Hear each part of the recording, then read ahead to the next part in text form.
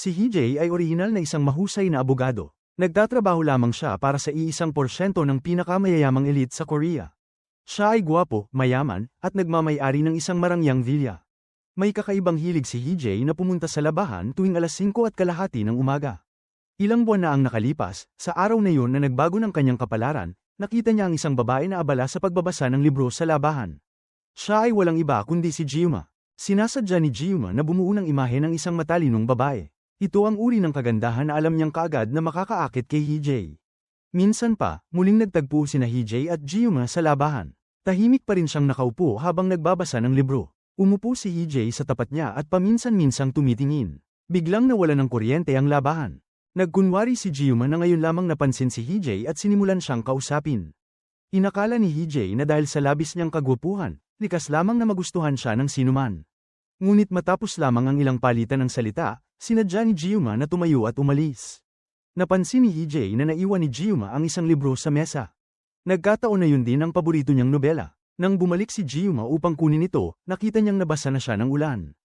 Agad siyang inalok ni Hijay ng payong, ngunit ngumiti lamang si Jiuma at sinabi na dahil basa na rin naman siya, mas mabuting si Hijay na lamang ang gumamit upang makauwi ng tuyo. Ang pagiging natural at sopistikado ni Jiuma ay agad na nakaantig kay Hijay. Mula noon, araw-araw na siyang bumabalik sa labahan sa pag-asang muling makita si Jiuma, ngunit hindi na niya ito muling nasalayan. Palagi niyang naiisip ang babae. Hanggang sa isang araw, nalaman ng kaibigan ni Hijay na si Yumi ang tungkol kay Jiuma. Si Jiuma ay dating estudyante ng Seoul University at dadalo siya sa muling pagkikita makalipas ang 3 araw. Karaniwang hindi pumupunta si Hijay sa mga ganitong pagtitipon ngunit ngayon ay dumating siya ng maaga. Tunay nga, dumating si Jiuma sa reunion. Hindi pinalampas ni Hijay ang pagkakataon at umupo sa tapat ni Jiuma. Diretso niyang inimbitahan itong lumabas. Sinabi pa niya na may isa lamang siyang pagkakataon. Pagkarinig nito, tumayo si Jiuma, kinuha ang bag, at umalis. Akala ni Hijay, yun na ang katapusan ng lahat. Ngunit nagkaroon sila ng unang pagdedate. Natuklasan ni Hijay na marami silang pagkakapareho, mula sa musika hanggang sa sining. Nakikinig sila ng musika at magkasamang dumedalaw sa mga exhibition. Kapag may oras, nagluluto sila at nag-e-enjoy sa matatamis na sandali. Ngunit isang araw, natuklasan ni Hijay na ang kanilang pag-ibig ay isang palabas lamang na planado ni Jiuma. Ang dahilan ay nagugat sa isang kaso ng diborsyo. Pareho silang abogado sa kasong yun. Si Hijay ang kumakatawan sa asawang lalaki na si Chanho, na panganay ng isang malaking korporasyon sa Korea, ngunit may sakit sa pag-iisip at marahas.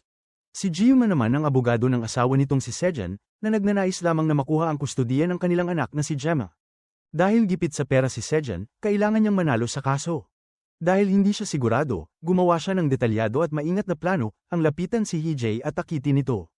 Kinuha niya ang pagkakataong magnakaw ng impormasyon mula sa kanya. Una, kumuha si Jiuma ng pribadong investigador upang alamin ang mga nakasanayan ni Hijay. Doon niya nalaman na mahilig itong pumunta sa labahan tuwing alas 5:30 ng umaga at mahilig sa mga partikular na libro. Binili niya ang lahat ng librong yun at inilagay sa kanyang opisina upang makilala ang ugali ni Hijay. Tinularan niya ang uri ng babaeng gusto nito. Ayon sa plano, nahulog si Hijay sa patibong ni Jiuma nang hindi niya namamalayan. Naging magkasintahan sila, at lihim na kinopya ni Jiuma ang lahat ng dokumentong may kinalaman sa sakit ni Chanho sa pag-iisip. Dahil sa ebidensyang yun, nanalo ang panig ni Jiuma sa paglilitis. Ngunit yun lamang ang simula ng kanilang masamang kapalaran. Isang gabi, sa isang madilim na eskinita, hinarang ng isang lalaki si Jiuma. Nagpanak siya at tumakbo, ngunit nasaksak siya sa likod. Bumagsak siya, ngunit nagawa pa niyang kunin ang paminta at spray sa mata ng lalaki. Sa sakit, itinulak siya ng lalaki sa pader at sinuntok sa mukha. Ang pag-atake ay nagbalik ng mga masasamang alaala ng kanyang pagkabata. Kinagat niya ang palso ng lalaki, ngunit itinapon siya nito. Hindi siya pumayag na basta na lamang apihin, kaya kinuha niya ang paso sa tabi ng kalsada at hinampas sa ulo ng lalaki. Dumating ang mga pulis at idineklarang self-defense ang nangyari. Pinakawalan si Jiuma, ngunit kumalat pa rin ang mga chismis. Ayon sa iba, mas mukha raw biktima ang lalaki. Kailangang manatili ito sa ospital ng halos 2 buwan bago makalabas. Si Jiuma, bilang isang freelance na abogado, ay nagsimulang sumikat dahil sa kanyang panalo sa kaso ng diborsyo. Samantala, si Hijay ay tuluyang bumagsak. Sinumpa siya ng kanyang mga nakatataas, iniwan ang mga kliyente, at nilayuan ng mga kasamahan. Ang kanyang amo ay sinadyang bigyan siya ng mga walang saysay na trabaho upang siya'y hiyain. Isang gabi, nagpunta siya sa opisina ni Jiuma upang pag-usapan ang kasunduan sa diborsyo.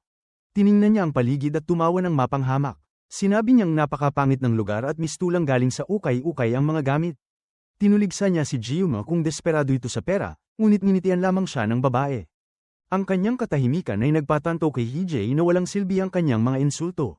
Nang tingnan niya ang kasunduan, natuklasan niyang umaabot sa 1 trilyong won ang kabayaran. Agad niya itong ibinaba sa 150 bilyon at kinuha muli ang relo ng kanilang pag-ibig. Pag-alis niya sa opisina, aksidente niyang narinig ang isang lalaki na may peklat sa mukha na nakikipag-usap sa telepono tungkol sa paghihiganti kay Jiuma dahil hindi siya nasiyahan sa resulta ng paglilitis. Alam ni Hee-jae na aatakihin si Jiuma. Kahit ayaw na niyang madamay, bumalik sa kanyang isip ang mga magagandang alaala. Nagdesisyon siyang i-text si Jiuma upang bala nito, ngunit hindi siya pinansin ng babae. Ito ang naging dahilan ng gabing iyon. Habang patuloy na binabagabag ng nakaraan si Hee-jae, sinimula ni Jiuma ang panibagong plano. Balak niyang gamitin muli si Hee-jae upang makalapit sa bago niyang target na si Chan-ho. Sa panahong yun, sinubukan ni Hee-jae na makalimot sa pamamagitan ng pakikipag-date sa ibang babae, ngunit napagtanto niyang wala silang pagkakatulad. Nang imungkahi niyang maghiwalay, tumanggi ang babae. Sa gitna ng kalituhan, bigla niyang nakita si Jiuma sa di kalayuan. Sinadya nitong kaindatan siya, nabigla siya ngunit agad na nakabawi. Lumapit siya rito at tinanong kung sinusundan ba siya nito. Ngumiti lamang si Jiuma at sinabing narinig niyang masarap daw ang pagkain sa restaurant na yun. Habang nag-uusap sila, nakatanggap si Jiuma ng tawag. Laking gulat ni Hee-jae nang marinig niyang tinawag ni Jiuma ang nasa kabilang linya bilang Direktor Chan-ho. Tahimik siyang napatitig habang si Jiuma ay nag-impake ng mga gamit. Bago umalis, tinukso pa siya ni Jiuma at binati ng magandang date. Lalo siyang nalito. Si Chan-ho ay isang malaking kliyente ng SK Law Firm, ngunit bakit siya tumatawag kay Jiuma? Sa katunayan, galing lamang ang tawag sa sekretarya ni Jiuma upang mag-asik ng pagdududa kay Hee-jae. Tulad ng inaasahan, nahulog siya sa bitag. Agad siyang nagtungo sa ISM Group upang tanungin ang alkalde do tungkol kay Chan-ho, ngunit sa kasamaang palad, nahuli siya mismo ni Chan-ho. Galit si Chan-ho dahil nabigo ang diborsyo kaya ininsulto niya si Miss Hee-jae bilang isang walang silbing hanggal. Nasaktan ang kanyang pagmamataas kaya hindi siya nagatubiling sumagot. Naging tensyonado ang pagkikita nila at nauwi sa pag-alis ng dalawa sa magkaaway na kalagayan. Muling nakinabang si Jiuma at opisyal na naging personal na abogado ni Chan-ho, isang malaking hakbang sa kanyang karera. Samantala, kailangan ni Hee-jae na maghanap ng bagong direksyon. Sa oras na ito ay lumitaw ang bagong tauhang si Jang-hwa. Dati siyang diyosa ni Chan-ho ngunit ikinulong siya nito sa mansyon dahil nagtangka siyang makipaghiwalay. Matapos ang maraming araw ng welga sa pagkain ay nawalan siya ng malay. Ito ang naging simula ng bagong laban sa pagitan ng dalawang abogado at ng makapangyarihang tao sa mundo ng pananalapi. Matapos maging personal na abogado ni Chan-ho, ang unang kasong ibinigay kay Jiuma ay ang tungkol kay Jang-hwa. Hindi rin mapakali si Hee-jae at sa pamamagitan ng malapit na kaibigang si Jio ay natuklasan niyang ang trabahong iniutos ni Chan-ho ay may kaugnayan kay Jang-hwa. Nagpasya si Hee-jae na gumanti sa pamamagitan ng pagsusuri sa network ng ugnayan sa ISM Group. Napagtanto niyang ang kapatid ni Chan-ho na si Haiwan ang pinakamainam na tulay upang maiikot niya ang sitwasyon. Matapos magsaliksik ay binalak niyang makipagkita kay Haiwan. Nagsimula pa lamang ang kanilang pag-uusap ay diretsahan niyang inialok na tutulungan niya itong makuha ang posisyon bilang kinatawan ng ISM Group. Ang pinakamahalaga niyang puhunan ay si Jang-hwa. Bilang kasosyo ng SK ay mas kilala ni Hee-jae si Chan-ho kaysa iba pa. Sa harap ng ganitong benepisyo ay wala nang dahilan para tumanggi si Haiwan kaya nagkaisa sila. Ngunit nang pumunta si Jio sa ospital upang tingnan ang sitwasyon ay nalaman niyang palihim nang nailipat ni Jiuma si Jang-hwa. Tumawag din si Jiuma kay Mayor Do upang itago ang paglilipat subalit hindi niya alam na si Mayor Do ay kumakampi kung saan siya makikinabang. Sa sandaling yun ay kasama ni Mayor Do si Jio na nagtatanong kung nais pa ba nitong manatili kay Chan-ho o mas maigi bang maitaas sa posisyon bilang punong secretary ng ISM Group. Agad niyang pinag-isipan ito. Napagtanto ni Jiuma na seryoso ang problema at tiyak na gagalaw si Hee-jae gamit si Jang-hwa kaya mabilis siyang tumungo sa ospital. Ngunit pagdating niya ay bumungad sa kanya si Hee-jae na kalmadong nagbabasa ng librong nakita na niyang hawak nito sa labahan. Alam agad ni Jiuma na hindi maganda ang sitwasyon. Nais niyang magmadaling pumasok ngunit pinigilan siya ni Hee-jae at sinabing ayaw ng kanyang kliyente na may makitang sinuman. Mas ikinagulat ni Jiuma ang sumunod na balita at nagpasakdal na si Jang-hwa laban kay Chan-ho dahil sa ilegal na pagkulong at pang-aabuso. Hindi inasahan ni Jiuma na matagumpay na makakaganti si Hee-jae. Sa puntong ito ay naging abogado ng depensa ni Chan-ho si Jiuma at kinatawan naman ni Jang-hwa si Hee-jae. Ngunit higit pa sa kaso ang tunay na layunin ni Hee-jae, nais niyang tulungan si Haiwan na makuha ang kapangyarihan. Si Jang-hwa, ang kasintahan ni Chan-ho, ang pinakamalakas niyang sandata. Nang marinig ni Chan-ho na kinasuhan siya ni Jang-hwa ay labis itong nagalit at iniutos na ibalik ito sa kanya anuman ang mangyari. Pagbalik niya sa opisina ay nag-alab siya sa galit at ipinukpok ang mesa dahil tila babae lamang ang iniintindi ng batang amo at hindi ang mahalagang usapin. Natuklasan din ng katulong ni Jiang Hua na ipinagkanuno siya ni Market Do at ibinunyag ang impormasyon tungkol kay Jiang Hua kay Hijay. Sigurado si Hijay na kikilos si Jiuma kaya nagpa siyang tulungan si Haiwan na makuha ang kapangyarihan.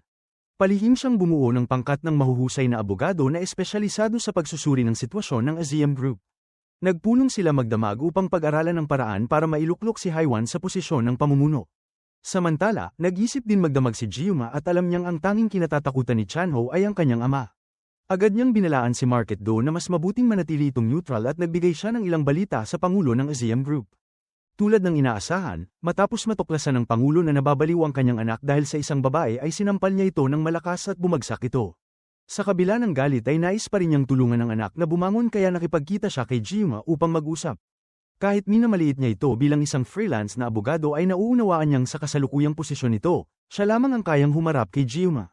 Nais niyang magkaisa sina Jiuma at Chanho at magpakita sa lahat sa nalalapit niyang kaarawan. Itinuring niya itong tanging paraan para mabawi ng anak ang sigla nito. Agad itinupad ni Jiuma ang plano at nakuha niya ang datos ng tawag ni Jiuma. Mabilis niyang natuklasan ang matalik nitong kaibigan at sa pamamagitan ng malaking halaga ng pera ay nakakuha siya ng mga larawan ni Jiuma kasama ang isang misteryosong lalaki. Hindi niya kilala ang lalaki ngunit pamilyar sa kanya ang lugar sa larawan. Pagdating niya roon ay tinipon niya ang lahat at nag-alok ng malaking gantimpala para sa sinumang makakapagbigay ng impormasyon tungkol sa lalaki sa larawan. Sa huli ay natukoy niya ang lalaking kanyang hinahanap at alam niyang may hindi pangkaraniwang ugnayan nito kay Jiang Hua. Samantala, ipinadala na ni Hijay ang case file ni Jiang Hua sa isang paiskal. Maliwanag ang kanyang layunin, arestuhin si Chanho sa mismong kaarawan ng Pangulo. Sa oras na iyon ay sinimula ni Jiuma ang kanyang pag-arte. Bagaman ipinagbawal ng ospital ang sinumang bisita kay Jiang Hua, peke niyang ginawa ang business card ni Hijay, dahilan upang isipin ng mga tauhan ng ospital na siya ay abogado mula sa SK Company. Inanunsyo niyang siya na ang hahawak sa kaso at walang pagdududa ang mga tauhan kaya ibinunyag agad nila ang numero ng kwarto ni Jiang Hua. Pagdating ni Hijay sa ospital ay huli na ang lahat. Tiningnan niya ang peking business card at malalim na huminga. Alam niyang si Jiuma na naman ang may pakana ngunit sa pagkakataong ito ay wala na siyang magagawa. Nagbago na ang lahat mula nang lumitaw si Jiuma. Nagsara ng pinto si Jiang Hua at tumangging makipagkita sa sinuman. Anuman ang sabihin ni Hijay ay hindi siya pinapasok kaya wala siyang nagawa kundi maghintay. Kinabukasan ay lumabas din si Jiang Hua at nagtanong si Hijay kung bakit bigla niyang binuwi ang kaso at kung nais ba niyang bumalik kay Chanho. Sa puntong yun, tumayo si Haiwan upang makipagkasundo kay Jiang Hua. Nag-alok si Haiwan ng dalawang kondisyon. Una, ay padadala siya upang mag-training sa isang mataas na uri ng art gallery sa London. Pangalawa, makakatanggap siya ng kalahati ng internasyonal na kita ng art gallery. Kapalit nito ay ang pagpayag niyang tumstigo sa korte. Ang tunay na layunin ni Haiwan ay pabagsakin si Chanho at sakupin ang posisyon ng kinatawan ng Aziam Group. Sa kaarawan ng Pangulo ay tinanong ni Hijay ang paiskal kung handa na ang lahat. Ngunit laking gulat niya nang makita si Jiang Hua na bumababa ng hagdan kasama si Chanho. Lubos siyang natigilan at ganoon din si Haiwan. Tanging si Chanho ang may ngiting tagumpay habang hawak ang kamay ng magandang kasama. Tumunog ang telepono ni Hijay at iniulat ng kanyang katulong na binawi na ni Jiang Hua ang lahat ng kaso laban kay Chanho. Muli na namang natalo si Hijay. Sa katunayan, nagsimula ang lahat sa pagbisita ni Jiuma kay Jiang Hua sa ospital kung saan ginamit niya ang isang larawan upang takutin ito. Ito ay isang larawan ni Jiang Hua at Junho. Si Junho ay kapatid ni Chanho. Sinabi ni Jiuma na gusto ni Haiwan ang nakababatang kapatid ni Chanho. Tinanong ni Junho kung ano ang palagay ni Jiang Hua na gagawin ni Chanho kapag nalaman niya ang totoo. Ang hindi direktang banta na yun ay nakapagpatakot kay Jiang Hua. Sinabi ni Jiuma kay Jiang Hua na magpanggap na sang-ayon sa plano ni Hijay. Ngunit sa party ng presidente, dapat lumitaw si Jiang Hua sa tabi ni Chanho. Nang gabing yun, ang lahat ay nangyari gaya ng ipinanghula ni Junho. Pagkatapos ng party, ibinuhos ni Haiwan ang kanyang galit kay Hijay. Lumitaw si Junho at inabutan si Hijay ng panyo. Ngunit itinapon yun ni Hijay at hindi siya pinansin. Pagkatapos ay umalis siya ng galit. Bumalik si Jiuma dala ang dalawang bagahe ng salapi. Muling nagkita sina Jiuma at Hijay sa isang autograph event ng isang sikat na mga awit. Sabik na naghihintay si Hijay para makakuha ng autograph nang bigla niyang makita si Jiuma doon. Bigla siyang nagbago ng asal ngunit pinigilan pa rin ang sarili sa harap ng kanyang idolo. Sadyang tinanong ni Jiuma kung matutuwa ba siyang makakuha ng autograph mula sa idolong yun. Pinipigilan lamang ni Hijay ang sarili at nagtanong kung ano na naman ang binabalak ni Jiuma. Natawa ito at tinanong kung bakit siya kinakabahan. Tinanong din niya kung nasa kanya pa ba ang red jalong ibinigay nito noong sila ay magkasintahan pa. Biglang napatigil si Hijay dahil yun ay ang limitadong edisyon ng CD na ibinigay sa kanya noon. Pilit niyang itinago ang kanyang pagkalito at malamig na sinabing sana ay hindi na sila muling magkita. Magpanggap na lamang na hindi sila kailanman nagkakilala. Ilang araw ang lumipas at nakatanggap ng bagong kaso si Jiuma. Ang kanyang kliyente ay si Junwoo. Si Junwoo ay isang henyo sa biolin na hinahangaan ng lahat. Kumpiyansa niyang ipinapakita ang kanyang talento sa entablado ngunit walang nakakaalam na siya ay isang mahiyain na binata. Palaging siya ay kontrolado ng kanyang ina bilang kasangkapan upang kumita. Ngayon ay gusto ni Junwoo na tulungan siya ni Jiuma na kanselahin ang kontrata niya sa kumpanya ng kanyang ina. Sa panig ng kumpanyang SK, patuloy na pinahihirapan ng mga pinuno si Hee-jae. Binigyan siya ng maliliit na kaso upang siya ay ipahiya. Nang minsang pumunta siya sa opisina ng kanyang katulong, aksidente niyang nakita ang file ni Junwoo. Nagkataon na si Jiuma ang abogado ng kabilang panig. Agad na tinanggap ni Hee-jae ang kaso at may matatag na ngiti na nagsasabing sa pagkakataong ito ay hindi niya hahayaang manalo si Jiuma. Agad na pinag-aralan ng dalawang panig ang sitwasyon. Maraming butas sa kontrata ngunit kung magsasampa sila ng kaso, sila ang dehado. Kaya't napagpasyahan nilang piliin ang negosasyon. Ngunit natuto na si Hee-jae sa nakaraan kaya't nagpasya siyang huwag ng personal na humarap upang hindi muling modyukan ng laban ng damdamin ni Jiuma. Sa halip, pinangunahan ng kanyang katulong na si Bo ang negosasyon habang siya ay nagkubli at naghihintay ng tamang pagkakataon.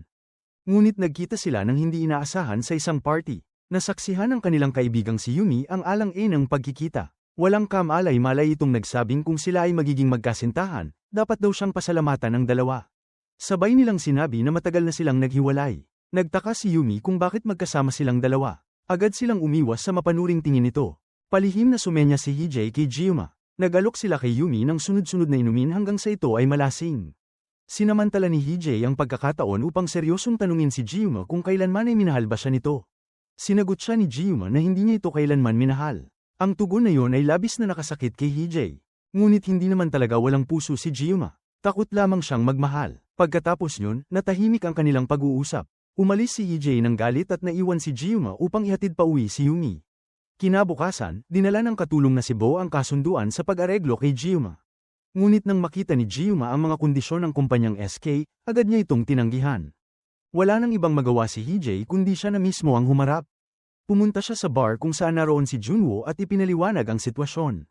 Kung ipagpapatuloy ang kaso, aabutin ito ng 1 o 2 taon at maaaring kanselahin ang buong internasyonal na tour ni Junwoo.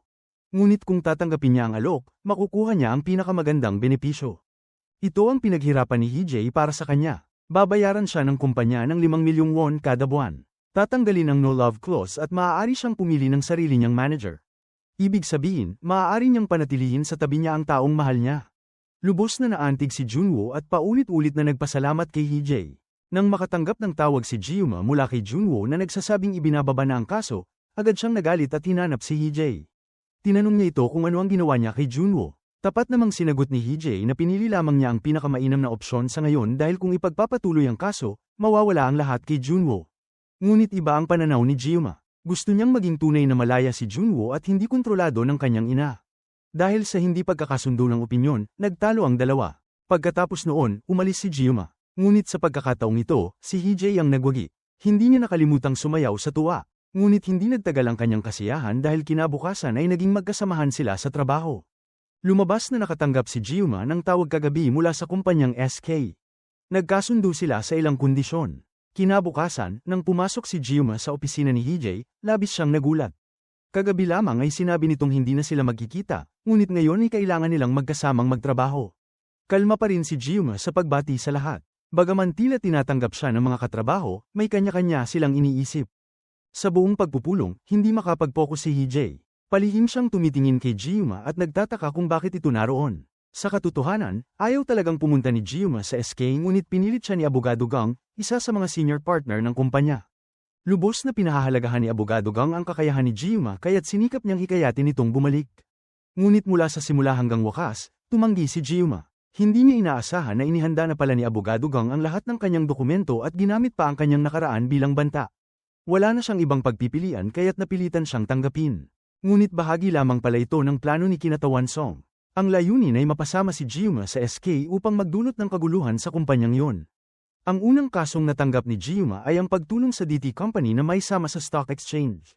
Ngunit kasalukuyang iniimbestigahan ng prosekusyon ng DT Company kaya't kinailangan niyang makipagtulungan sa pangkat na nangangasiwa sa kaso.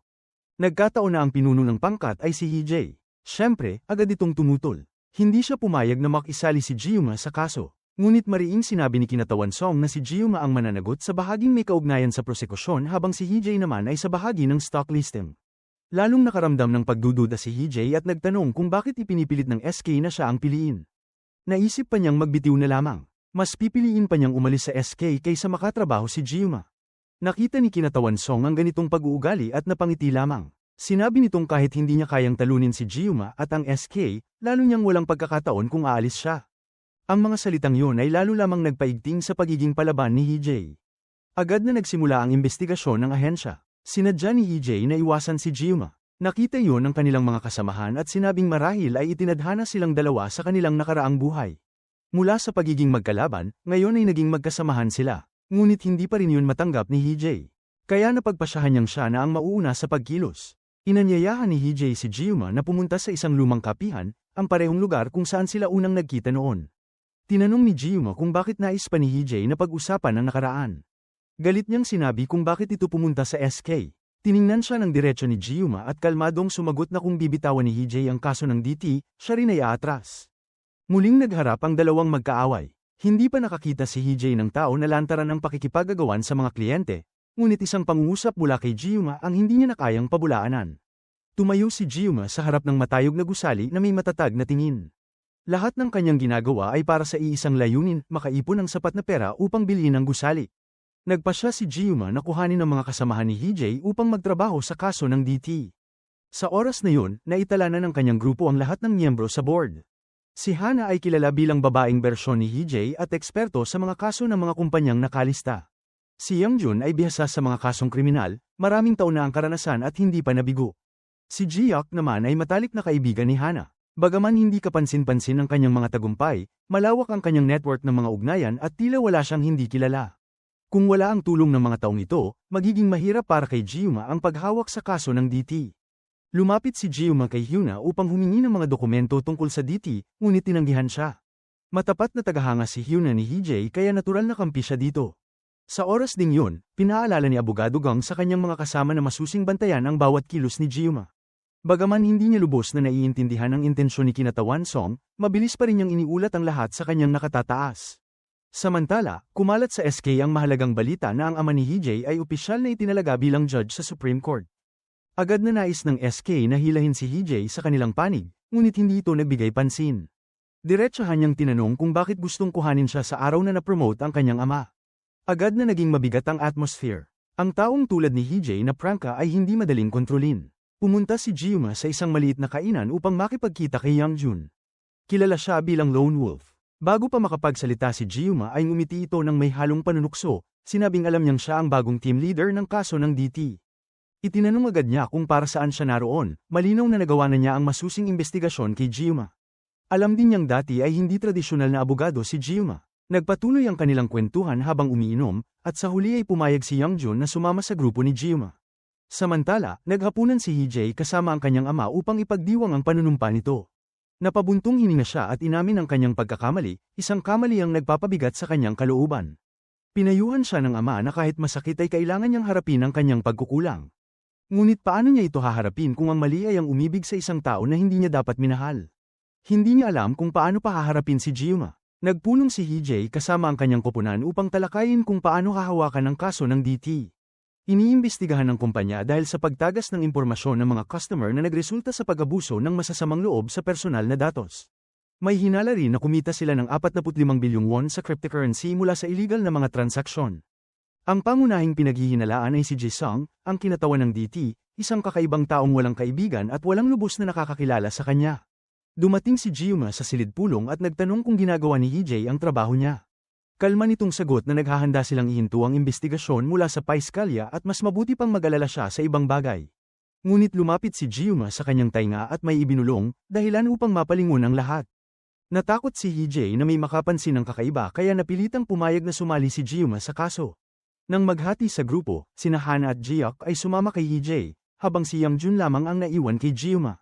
Magsisimula na naman ang kanilang labanan. Habang bumibili ng kape si Hee-jae, biglang sumugod si Gyuma at hindi siya nakaiwas. Nalito si Hyuna sapagkat hindi niya maintindihan ang nangyayari. Lumalabas na pumunta si Yumi sa kumpanya para hanapin si Hee-jae at kung magkikita silang tatlo rito, tiyak na mabubunyag ang kanilang nakaraan. Nabatid na ni Ji-hyuk ang nangyayari kaya tinawag kaagad niya ang pangalan ni Yumi. Siya lamang sa kumpanya ang nakakaalam ng kanilang lihim na ugnayan. Sa loob ng bodega, mabilis na itinabig ni Hee-jae ang kamay ni Ji-yuma na may disgustang tingin. Naiinis din si Ji-yuma at pinunasan pa ang parte na nahawakan niya. Sa kasamaang palad, naakit si Yumi sa pagkain at kape at tila wala siyang balak umalis. Nag-usap na lamang gamit ang zenyas ang dalawa sa loob. Lumapit ang isang empleyado, ngunit mabilis na hinarang ni Ji-yuma ang pinto gamit ang paa.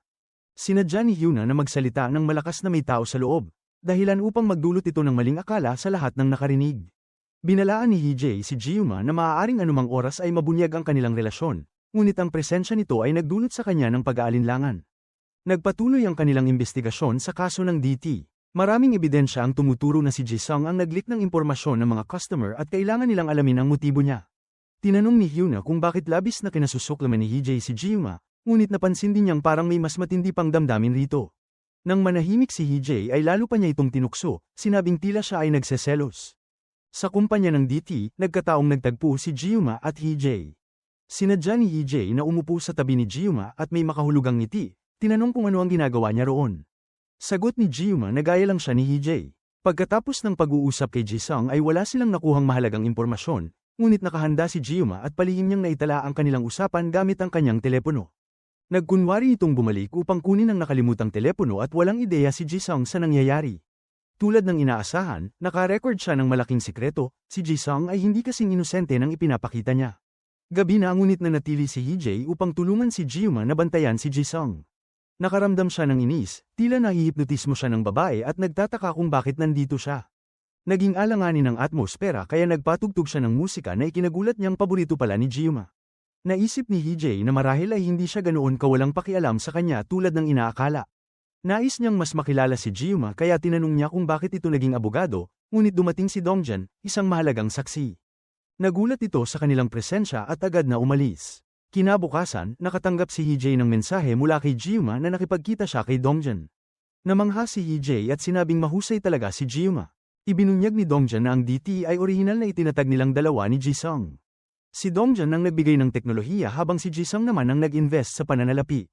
Ngunit kalaunan ay pinilit ni Ji-sung na maging CFO si Dongjan, ibig sabihin, siya ang may ganap na kontrol. Isang taon na ang nakalipas nang tanggalin ni Ji-sung si Dongjan nang walang dahilan. Ngunit ngayon, kabaligtaran ang sinabi ni Ji-sung na si Dongjan ay walang kakayahan. Dahil sa pagkakatanggal ay nagkimkim ito ng galit at gumawa ng kasinungalingan. Inakusahan din ni Ji-sung si Dongjan na siyang nasa likod ng 45 bilyong won na transaksyon sa cryptocurrency at siya rin ang nagnakaw ng datos ng mga customer. Pagkatapos nito ay dumating ang paiskal kasama ang mga tauhan upang arestuhin si Ji-sung. Agad na tumawag si Hee-jae kay Ji-yuma. Sa puntong ito, napagtanto ni Ji-yuma na nagsinungaling si Dongjan. Kalma niyang kinuha ang kanyang telepono at nagsimulang mag-record. Kagagaling lang ni Dongjan sa banyo nang makita niya ang balitang inaresto si Ji-sung. Biglang nagbago ang kanyang asal. Hindi na siya ang mahinang taong kaawa-awa. Malamig ang kanyang mga mata at mapang-uyam ang ngiti. Nagulat si Ji-yuma na nalinlang siya ni Dongjan. Sa kumpanyang SK, nakatanggap sina Ji-yuma at Hee-jae ng utos mula sa kinatawan ng kumpanya na maaari nilang gawin ang anumang gusto nila, basta't mapatunayang inosente si Ji-sung sa korte upang makapaglabas sa publiko ang kumpanyang DT.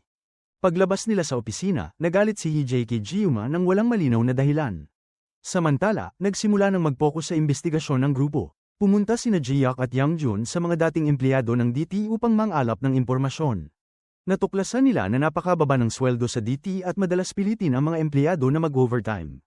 Ang pinakamahalaga, madalas abusuhin ni Ji-sung ang kanyang kapangyarihan at manipulahin ang mga empleyado. Natuklasan din ni Ji-yuma na kahit co-founder si Dongjan ng DT, nakatira pa rin siya sa isang luma at sira-sirang apartment. Habang papalapit ng maging public ang kumpanya, tinanggal siya sa trabaho. Ito ang dahilan kung bakit niya isinumbong si Ji-sung. Samantala, pumunta si Hyuna sa tagayusig at natuklasan ang pinakamahalagang ebidensya, ang 4 na taong diary na isinulat kamay ni Dongjan. Nakasulat doon ang buong proseso ng pag-utos ni Ji-sung kay Dongjan na magnakaw ng impormasyon ng mga kliyente at ibenta yun sa labas para kumita. Napakalakas ng ebidensyang ito, halos imposibleng baligtarin ang sitwasyon. Ngunit naisip ni Ji-yuma ang isang kakaibang plano. Ang plano niya ay aminin na si Ji-sung ang masamang tao, ngunit iliis ang direksyon ng paglilitis upang magmukhang si Dongjan, dahil sa matinding galit kay Ji-sung, ay nagsinungaling at peke ang ebidensya. Kung magkakaroon ng pagdududa sa katotohanan ng diary, hindi na ito magiging sapat na batayan upang mahatulan si Ji-sung. Bago magsimula ang paglilitis, nagmadali ang grupo ni Gyuma sa karagdagang investigasyon. Natuklasan nilang may isang dating empleyado ng DT na misteryosong namatay bago pa man tanggalin si Dongjen. Agad na nagtungo si Gyuma sa bahay ng mga magulang ng babae upang mag-imbestiga. Natagpuan niya ang luma at sira nitong telepono at dinala yon upang maibalik ang data. Kinabukasan, opisyal nang nagsimula ang paglilitis. Lumitaw si Dongjen na may kaawa-awang anyo at ibinunto ng lahat ng sisi kay Jisung. Kalma namang sinabi ni Hee-jae na bilang co-founder ng kumpanya, nakatanggap siya ng napakababang sweldo at siguradong labis siyang nakaramdam ng kawalang katarungan. Tumango si Dongjen at tinawag na demonyo si Jisung. Patuloy siyang pinuprovoke ni Hee-jae hanggang sa mapagalit niya ito. Biglang sumigaw si Dongjen na kung maaari lamang ay papatayin niya si Jisung mismo. Naging maingay ang buong hukuman. Kalma namang inilabas ni Hee-jae ang isang dokumento at sinabing ito ay kopya ng diary ni Dongjen na isinulat niya sa loob ng 4 na taon dala ng galit. Tinanong ni Hee-jae kung maaasahan ba talaga ang diary na yon. Bagaman hindi pa tapos ang paglilitis, nagbago na ang direksyon ng kaso. Kinabahan si Dongjen at paulit-ulit na iginiit na hindi siya nagsisinungaling. Kinumirma naman ng tagayusig na totoo ang nilalaman ng diary. Kung walang bagong ebidensyang may papakita, matatalo sila. Sa mismong sandaling yon, pumasok si Gyuma sa hukuman. Nagkatinginan sina Gyuma at Hee-jae. Agad na iminungkahi ni Hee-jae sa judge na si Gyuma ang magpatuloy sa argumento. Ipinakita ni Gyuma ang isang mahalagang ebidensya, ang recording ng pag-uusap ni Sok-hang at Dongjen. Natagpuan ito sa sirang telepono ni Sok-hang. Sa recording, umamin si Dongjen na nagnakaw siya ng impormasyon ng mga kliyente upang ilegal na kumita ng 45 bilyong won.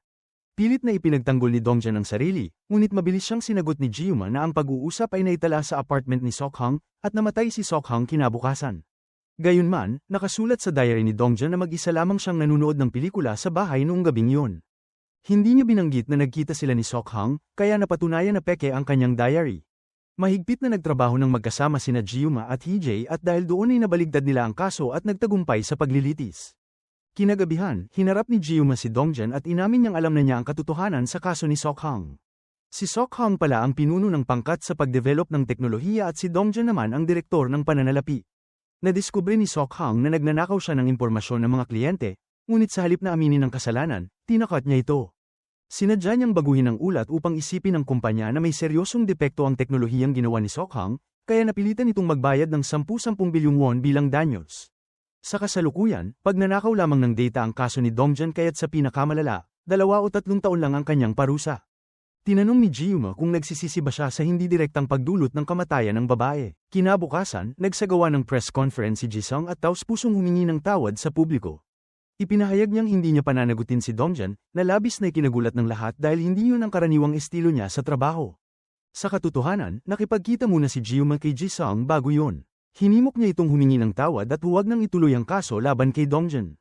Noong una, tumanggi si Jisung, ngunit matapos niyang marinig ang isang mahalagang recording mula kay Gyuma, napilitan siyang sumunod. Dahil dito, muling tinanggap ng publiko si Jisung. Matagumpay na nailista sa stock exchange ang DT Group at nakatanggap ng malaking bonus ang lahat ng kasangkot. Akala ng lahat ay tapos na ang lahat, ngunit may nangyaring hindi inaasahan. Sa isang party kasama ang mga katrabaho, nadiskubre ni Hee-jae ang isang lihim. Ang kanyang personal na sekretarya pala ang nagbigay ng kanyang personal na impormasyon sa katulong ni Gyuma. Mula sa mga librong binabasa niya, sa musikang madalas niyang pakinggan, hanggang sa ugali niyang maglaba tuwing madaling araw, lahat ay naisa publiko. Labis itong ikinagalit ni Hee-jae. Galit siyang tumingin kay Gyuma na puno ng pagdududa. Lumabas na ang 2 beses nilang pagkikita ng aksidente ay parehong sinadya ni Gyuma. Naging sobrang tensyonado ang paligid. Napagtanto ni Hee-jae na walang bagay na tinatawag na pag-ibig sa unang tingin. Lahat yon ay bahagi ng plano ni Gyuma. Sa gitna ng tensyon, inosenteng inalok ni katulong ni Gyuma si Hee-jae na sabay na lamang silang maglaba sa susunod na pagkakataon. Malamig itong sumagot na hindi na siya sasama. Patuloy silang nagkatitigan habang naramdaman ni Jaehyuk ang bigat ng sitwasyon. Mapang-uyam na sinabi ni Gyuma na mahusay talaga si Hee-jae sa pagsira ng magandang atmosfera. Inisip din niyang kulang ito sa pagpapatawad. Ngunit malamig lamang na sumagot si Hee-jae na dapat ay pinag-iisipan muna ni Gyuma ang mga sinasabi niya. Sa sandaling yon, nakatanggap ng tawag si Gyuma at agad siyang umalis. Nanatiling mag-isa si Hee-jae at uminom ng alak sa galit. Kinabukasan, dumiretso si Yumi sa opisina ng SK upang hanapin si Gyuma. Sinubukan siyang pigilan ng gwardya ngunit nagpumilit siyang pumasok kaya nagkaroon ng kaguluhan. Narinig ni Gyuma ang ingay at agad siyang lumabas upang pigilan ito. Tinanong ni Yumi si Gyuma kung bakit sinasabi nitong dati silang magkaklase. Gumawa si Gyuma ng palusot ngunit biglang nakaramdam ng awa si Yumi para kay Hijay. Agad nitong binago ang usapan at sinabi kay Gyuma na nasa malaking problema siya, sabay pakiusap na tulungan siya. Nang hindi sumagot si Gyuma, nagbanta si Yumi na kung hindi siya tutulungan, isisiwalat niya ang totoo. Lumabas na umutang si Yumi sa mga usurero upang mabayaran ang kanyang utang at ngayon tinatakasan sila.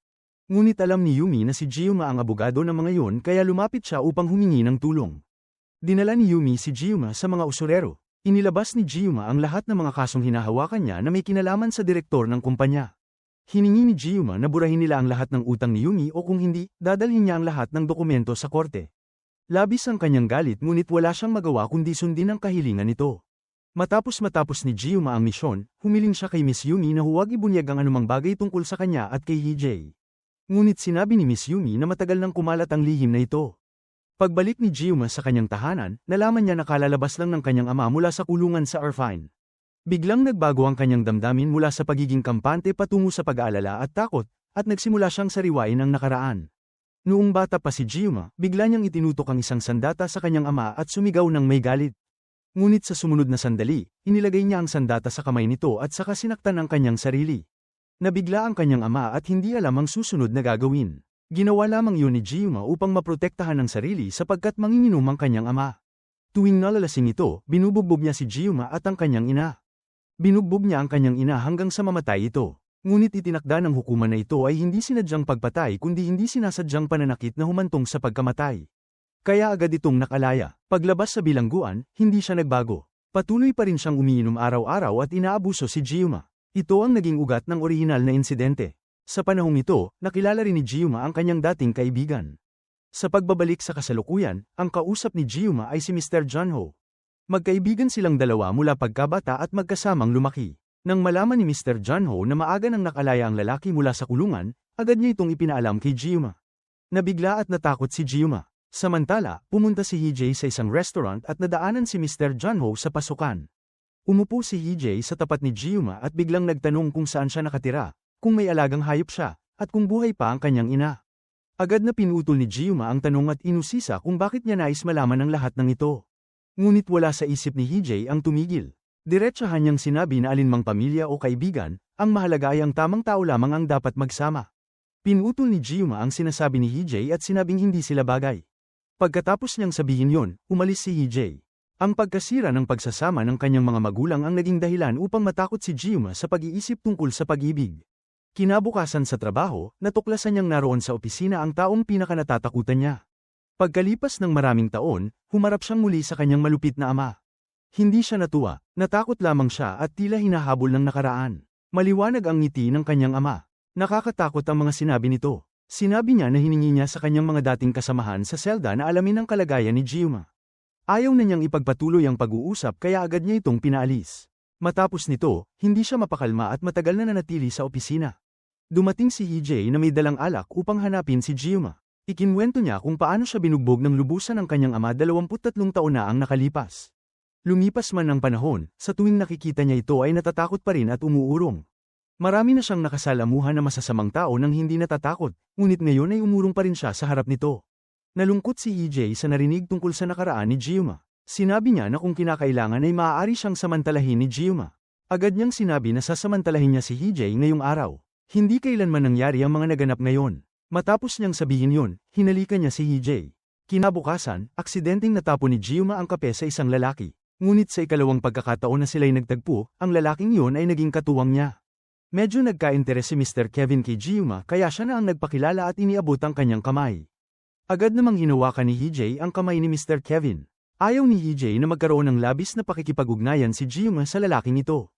Ngunit sa huli ay nagkamayan din sila. Nakikita sa ekspresyon ni Hijay na siya ay nagseselos. Kliyente ni Kevin ang bago nilang kaso. Si Kevin ay vice-presidente ng internasyonal na pangkat pinansyal na AP. Sa pagkakataong ito, bumalik siya sa bansa na ang pangunahing layunin ay bilhin ng grupong parmasyutiko. Hiningi ni Kevin ng SK na ganap siyang katawanin. Nagbigay lamang si Kevin ng isang kondisyon. Hindi dapat isiwalat ang kanyang pagkakakilanlan bago magtagumpay ang kasunduan. Ilang sandali lamang ay nahanap na ni Jiyak ang impormasyon tungkol kay Kevin. Binalaan din ni Jiyak si Hijay na si Kevin ay isang manliligaw ng maraming babae. Isa si Kevin sa 5 pinakamakapangyarihang asyano sa Wall Street. Perpekto ang kanyang taunang kita, impluwensya, at sahod.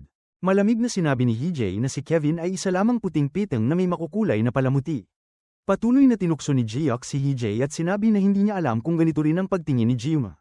Gwapo at mayaman si Kevin. Bagaman hiwalay na, siya ay nananatiling walang asawa. Maghapon silang magkasama sa trabaho kaya mataas ang posibilidad na magkaroon sila ng damdamin para sa isa't isa. Sa opisina ng bagong empleyado, tumitingin si Jisung sa ulat pinansyal ng kumpanyang parmasyutiko. Ito ang unang pagkakataon na nakakita si Hee-jae ng ulat na walang anumang irregularidad. Nagtaka siya kung ano ang dahilan kung bakit nais ng isang internasyonal na pangkat pinansyal tulad ng AP na bilhin ang kumpanyang parmasyutiko. Ang pinakamalaking tagumpay ng kumpanyang ito ay ang gamot na Voltobacin. Mayroon itong pangunahing sangkap na beta at nakarehistro bilang patent. Ngunit matapos lamang ang 5 buwan mula ng ilunsad, napilitan ang gamot na bawiin dahil sa mga epekto nito. Kanselado ang nag-iisang pangunahing produkto ngunit tumanggi pa rin silang ibenta ang kumpanya. Kaya parehong nakaramdam ng hinala sina Jisung at Hee-jae. Tinawagan ni Hee-jae si Jiuma ngunit hindi ito sumagot. Naisip ni Hee-jae ang sinabi ni Kinatawan Kim na kailangan nilang suportahan si Kevin sa lahat ng bagay, at agad siyang nakaramdam ng pagkailang. Itinalaga ni Kinatawan Kim si Jiuma bilang personal na taga-suporta ni Kevin. Inakala ni Hee-jae na tatanggihan ito ni Jiuma, ngunit nang maalala niya ang insidente sa kape, pumayag ito. Hindi makontak ni Hee-jae si Jiuma kaya pumunta siya sa asistante nito. Agad tumayo ang asistante at taimtim na idineklara na kahit ano pa ang sabihin ng iba, siya pa rin ang pinakagwapo sa puso ni Jiuma. Hindi naniwala si Hee-jae dito. Labis ang selos niya kaya ipinasama niya si Jisung na dalhin ang mga dokumento upang hanapin si Jiuma. Sa buong biyahe, patuloy na naghahanap si Hee-jae ng makatuwirang dahilan sa kanyang kilos. Sa katunayan, hindi niya mapigil ang labis na pagseselos. Nang makita ni Hee-jae na para silang isang pamilya na may 3 miyembro, lalo siyang nabahala. Bukod pa rito, sinisi pa ni Jiuma si Hee-jae sa pagiging hindi makatwiran. Pinanood ni Hee-jae ang tatlo habang umaalis, puno ng galit, ngunit wala siyang magawa. Sa oras na ito, tinutulungan ni Gisong ang isang batang nadapa sa pamamagitan ng pagtalupak sa kanyang sugat. Pagkatapos ay hinarap ni Gisong ang isa pang bata upang pagsabihan sa pananakit sa kanyang kaibigan. Sumagot ang bata nang may halong lihim na pahayag na hindi alam ni Gisong ang buong kwento. Noon lamang mabilis na lumapit si Hee-jae. Napagtanto ni Hee-jae na ang batang nanakit sa kaibigan ay ika-4 na anak ng isang mayamang pamilya at ang batang binugbog ay hindi mula sa karaniwang pamilya. Pagkaraan nito, parehong pamilya ay pumunta sa SK upang ayusin ang usapin. Kaya naging abogado pananggol si Hee-jae para sa nasasakdal. Nasa panig ng nagsasakdal si Abogado Sokgo. Nagbukas ng negosasyon ng 2 panig. Lahat ng magulang ay labis na kinikilingan ng kani-kanilang anak kaya bago pa man makarating sa pangunahing paksa ay malakas na silang nagtalo. Hiningi ni Sokgo ang isang opisyal na paghingi ng tawad mula sa nasasakdal.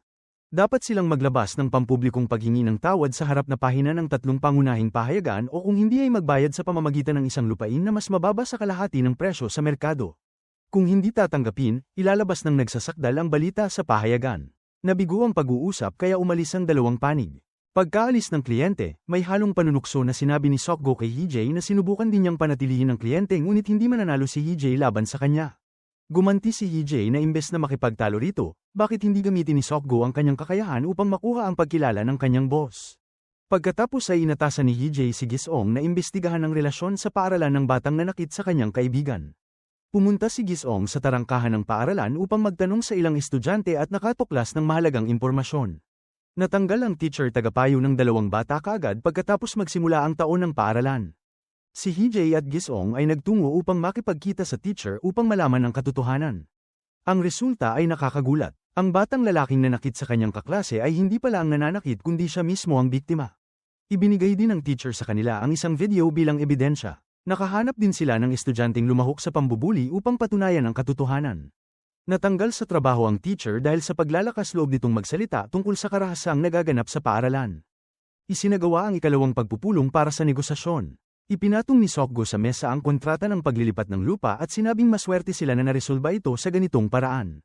Sadya pa niyang tinukso si Hee-jae, ngunit pinunit ni Hee-jae ang kasunduan sa harap niya. Nagulat si Sokgo nang makita ito. Kinuha ni Hee-jae ang kanyang telepono at binuksan ang video na ebidensya.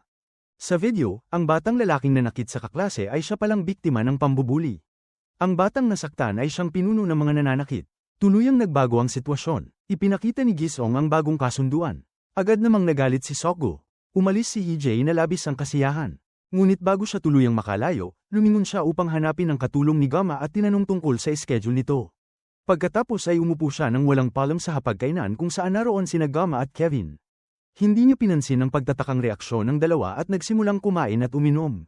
Sinabi niyang hindi siya nahihiya at ang pagiging mahiyain ay para lamang sa iba. Sa buong kainan, si HJ lamang ang masiglang nakikipagkwentuhan. Hindi binigyan ni HJ ng pagkakataon sina Gamma at Kevin na mag-usap ng pribado. Wala siyang pakialam sa mga sinasabi ni Gamma at patuloy lang sa pagkain. Dahil dito, nainis si Gamma at umalis. Nang susundan sana ni Kevin si Gamma, tinaasan siya ni HJ ng kamay bilang hudyat na huwag nang sumunod. Sinabi ni HJ na sapat na yun para sa araw na yun at nagpasalamat kay Kevin sa pagkain. Nang makita ni Kevin ang ekspresyon ni HJ, agad niyang naunawaan na may gusto rin ito kay Gamma. Habang tumatakbo palabas si Kevin, sumakay naman si Gamma sa taxi. Sumakay din si HJ sa parehong taxi at umalis silang dalawa bago pa man sila makita ni Kevin. Sa loob ng taxi, labis ang inis ni Gamma nang makita si HJ. Katatapos lang niyang tanungin si Kevin kung bakit nito binili ang kumpanya ng gamot. Nang sumingit si HJ, sinabi ni Kevin na ang gamot na BT5 ay maaaring makagamot ng amnesia.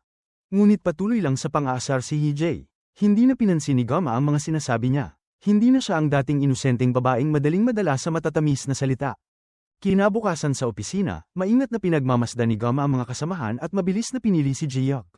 Ang kaso ng kumpanya ng gamot ay nangangailangan ng taong mabilis mag-isip at mahusay mag-ayos ng daloy ng kwento tulad niya.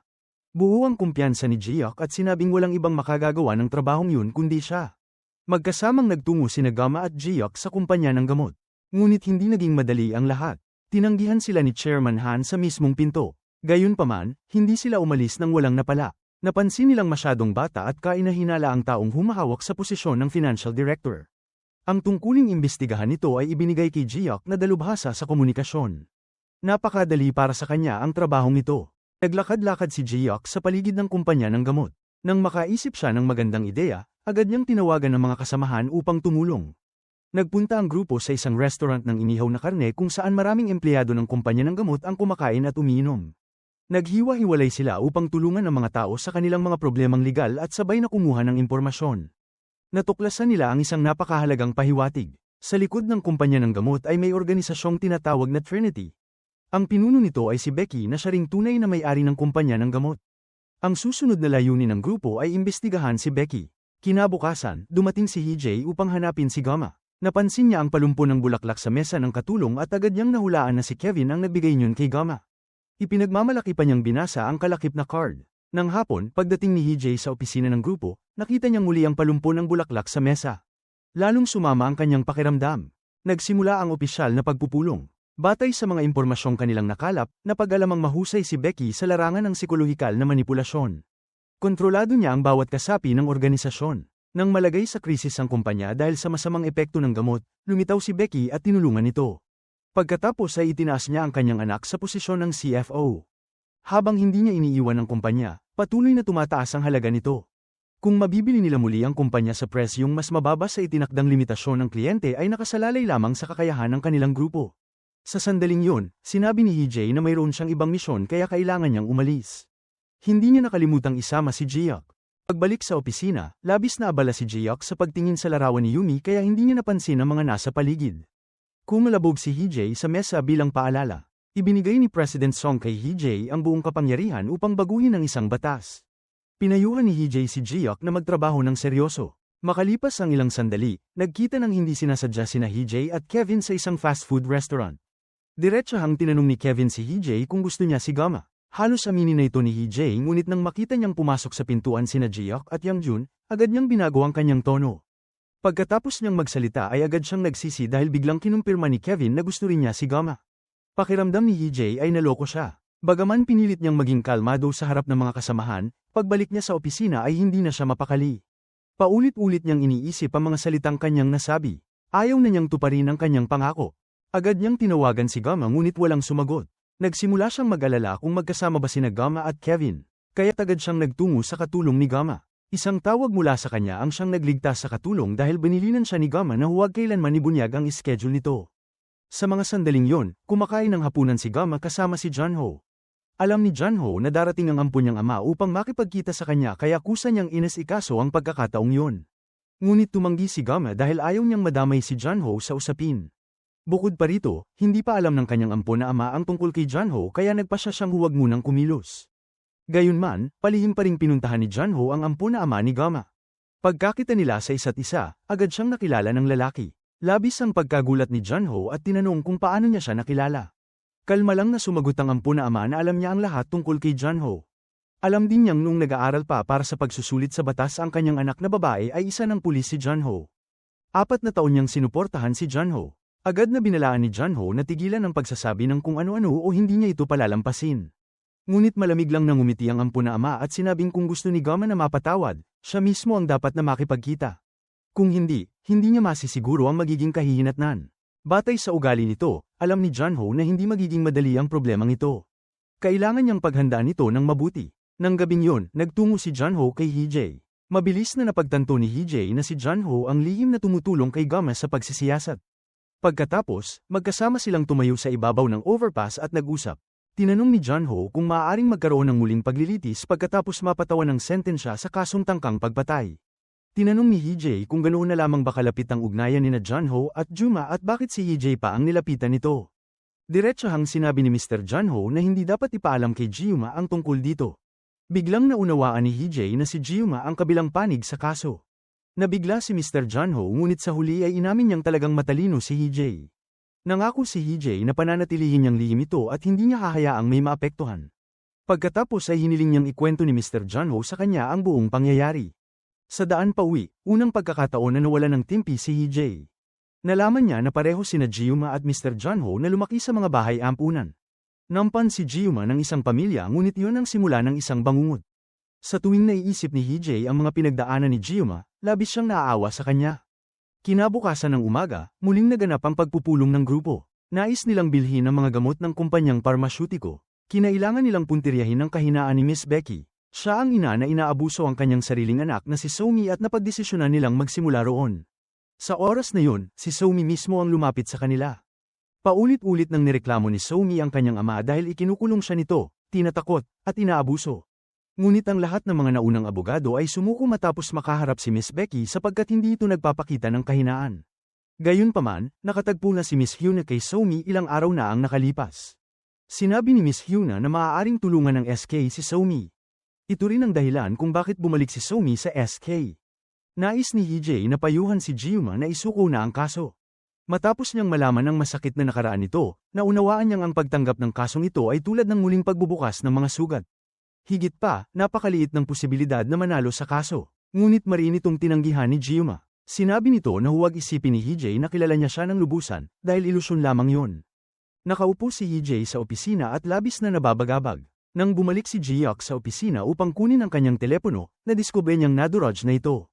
Lubos siyang nalungkot at halos umiyak sapagkat kailangan pa niyang bayaran ito ng 23 buwan. Samantala, patuloy na nagsasaliksik si Juma tungkol sa deal sa pagbili ng kumpanyang parmasyutiko. Upang mabili ang kumpanya, kinailangan ang pahintulot ni Miss Becky. Siya ang may tunay na kontrol. Naging abogado ni Somi si Jum sa demanda laban sa sariling ama ni Somi. Lumapit si Juma kay Somi at ipinakita ang demanda. Nagtaka si Somi kung bakit tinutulungan siya ni Juma nang walang bayad. Diretsahan niyang sinabi na ninakaw ng ina ni Juma ang pera ng simbahan upang mag-invest sa isang kumpanya. Nais gamitin ni Juma ang kaso ni Somi upang mabawi ang kumpanya. Kaya't maaari niyang ipahiya si Miss Becky at pilitin itong humingi ng taos-pusong paumanhin. Bukod pa rito, maaari ring makakuha si Somi ng nararapat na kompensasyon. Basta magtiwala si Somi kay Juma. Nagdalawang isip si Somi ngunit sa huli ay nagpasya na subukan muli. Nagkasundo ang dalawa. Personal na pumunta si Juma sa pulong ng simbahan kasama ang mga mananampalataya. Pagkapasok ni Juma, itinataas niya ang demanda. Labis ang hinala ni Miss Becky nang makita siya. Inabot ni Juma sa kanya ang orihinal na demanda. Pinilit ni Miss Becky na ipaliwanag na matigas ang ulo ng kanyang anak kaya tinuturuan niya lang ito ng leksyon. Ngumiti si Juma at sinabi na yun ay pananakit. Naging maingat si Miss Becky at inisip na may ibang layunin si Juma. Payapang sinabi ni Jum na nais niya ang isa sa mga kumpanyang pinag-investe ni Becky. Kung nais ni Becky na bawiin ang demanda, kailangan itong ilipat ang lahat ng bahagi ng kumpanyang parmasyutiko. Bibilhin nila ito sa patas na presyo sa merkado. Bukod dito, dapat din kompensahan ng maayos si Somi, kung hindi, kapag lumabas ang iskandalo ay masisira hindi lamang ang kumpanyang parmasyutiko kundi pati na rin ang iba pang mga kumpanyang pinag-investe ni Becky. Labis ang galit ni Becky ngunit wala siyang ibang pagpipilian. Matapos mag-isip, napilitan siyang magkompromiso. Nagpatuloy si Juma sa pagsasabi ng karagdagang kondisyon. Nais niyang pumayag si Becky na bilhin ng Kim Chung Group. Pagkatapos ay magdodonasyon si Becky sa ngalan ng ikatlong partido. Ito ay para sa kapakinabangan ni Somi. Ayaw na ni Becky ng karagdagang gulo kaya't nilagdaan niya ang kasunduan. Ngunit naglagay siya ng kondisyong hindi maaaring gamitin ito bilang dahilan upang humingi ng karagdagang pera at hindi maaaring ipagpatuloy ang demanda. Pagkatapos, nakipagkita si Somi kay Gyuma at nagtanong kung yun na ang katapusan. Ngumiti ng misteryoso si Gyuma at sinabi na paano nga ito matatapos. Sa fundraising event para sa mga batang may malulubhang karamdaman, si Miss Becky ang pangunahing sponsor. Ngunit nakakagulat, si Somi ay sponsor din. Ginamit ni Somi ang eksaktong halagang naipanalo niya sa tulong ni Gyuma. Nang lumabas si Somi, hindi mapakali si Becky. Sa harap ng milyon-milyong nanonood sa livestream, hayagang ikinwento ni Somi ang pang-aabuso sa kanyang pagkabata ng sariling ama. Natarante si Becky at tumakbo palayo. Samantala, patuloy na nasasaktan ang damdamin ni EJ dahil binatikos siya ni Gyuma. Pumunta si EJ sa bar upang uminom at hindi inaasahang nakatagpo ang magkasintahang sina Miss Yumi at Miss Gio. Palaging nagpapakita ng lambingan ang dalawa sa harap ni EJ hanggang sa hindi na niya ito matanggap. Kaya't tumayo siya at aalis na sana. Biglang sinabi ni Miss Yumi kay EJ ang mahalagang balitang narinig niya. Malapit daw sina Gyuma at karibal ni EJ sa pag-ibig. Nabagabag si EJ kaya't ibinuhos niya ang galit kay Miss Gio at maging nagbanta na ililipat ito ng grupo. Kinabukasan, nagkita sina EJ at Mr. Sokgo. Sa sandaling magkita, agad silang nagkaroon ng tensyon. May pang-uuyam na sinabi ni Sokgo na si EJ ay isang pandiwang tauhan lamang nakasali sa kaso ng kumpanyang parmasyutiko. Ngunit sumagot si EJ na abala siya sa mahalagang gawain na iniatas ni Pangulong Song. Tungkol naman sa kaso, si Pangulong Jungjun mismo ang nag-atas kay Gyuma na gawin ito at natapos niya ng mahusay. Sa halip na magselos, dapat isipin ni Sokgo kung bakit hindi siya ginagamit. Nagalit si Sokgo ngunit wala siyang magawa. Siya at isa pang abogado ay nagtungo kay Chairman Kim upang ipahiwatig ang hindi pangkaraniwang relasyon ni Gyuma at EJ. Ngunit nagkamali sila ng oras. Katatapos lamang ni Gyuma sa deal ng kumpanyang parmasyutiko kaya't pinahahalagahan siya ng kanyang boss. Bukod pa rito, kailangan pa siya ni Chairman Kim. Bilang resulta, pinalabas sila ni Chairman Kim. Kinagabihan, si Chairman Kim mismo ang nakipagkita kay President Shiman. Sinabi niya na ililipat niya ang kumpanyang parmasyutiko ngunit kailangang patalsikin si Chairman Song at makipagtulungan sa kanya. Ang kita ang laging prioridad sa mundo ng negosyo kaya't hindi tumanggi si Shiman. Ngunit hindi alam ni Chairman Kim na nakipagkita na ng lihim si Chairman Song kay Mr. Kevin at iminungkahi na palawakin muna ni Kevin ang kumpanya bago ang pagsasanib. Ipinakilala niya ang isang kumpanyang nagsasaliksik tungkol sa sakit na Alzheimer at iminungkahi ang pagpapaliban sa deal kay Shiman. May ambisyon si Chairman Song kaya't ang layunin niya ay sakupin ang buong Asim Group. Naniwala si Kevin. Nagkasundo ang dalawa sa isang kasunduan ng alyansa. Sa ibang lugar, nagmamadaling nagtungo sa hotel sina Gyuma at EJ. Ngunit pagdating nila, ikinagulat nila ang eksena sa harap ng kanilang mga mata. May dugo sa kamay ni Chanho at nang inig habang lumalabas. Sa loob ng silid ay nakahiga ng walang buhay si Janghwa, ang kasintahan ni Chanho. Balot sa dugo at malabo ang ulirat ni Chanho. Wala siyang maalala. Nais ni EJ na tawagan ng pulis ngunit pinigilan siya ni Gyuma. Sinabi niyang kailangan muna nilang linawin ang sitwasyon. Litong-lito si EJ at hindi alam ang gagawin. Maingat na binalot ni Gyuma ang kanyang sapatos ng plastik at naglakad-lakad habang kinukunan ng litrato ang eksena mula sa iba't ibang anggulo. Inobserbahan niya ang mga bagay na natambo sa sahig at sinikap buuin muli ang nangyari. Matapos ang lahat, saka lamang tumawag si EJ sa pulis. Dahil balot si Chanho sa dugo ng biktima, agad siyang inaresto. Sa presinto, sinubukan ni EJ na tanungin si Chanho ngunit hiningi lamang nitong makita si Gyuma. Sa oras na yon, sa kanya lamang siya may tiwala. Patuloy na iniusisa ni EJ ang sitwasyon noon. Naalala lamang ni Chanho na siya ay uminom ng alak. Wala na siyang maalala pa. Sa parehong oras, nagtungo si Gama sa nakababatang kapatid ni Jungho. Ang taong tunay na minahal ni Janghwa ay si Jungho. Bago mangyari ang lahat, sinabi ni Janghwa kay Jungho na kailangan lamang niya ng isang araw upang ayusin ang lahat at pagkatapos ay aalis na silang dalawa. Ngunit hindi inaasahan, ang naging wakas ay labis na malungkot. Sa silid ng pulong ng pangkat ng investigasyon, nagsimulang suriin ang lahat ang kaso.